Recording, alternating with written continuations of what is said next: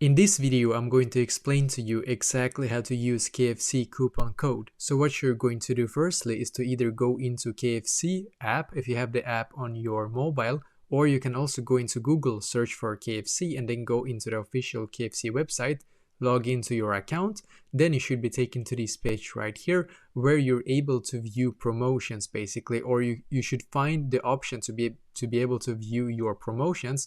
And if you do have a coupon code, then you can enter it in here. So you can see where it says enter promo code. So just enter the promo code and then click on proceed to the right. What will happen is that coupon code will now be applied to your account, and you will be able to proceed and order what kind of food that you want to be able to order from KFC.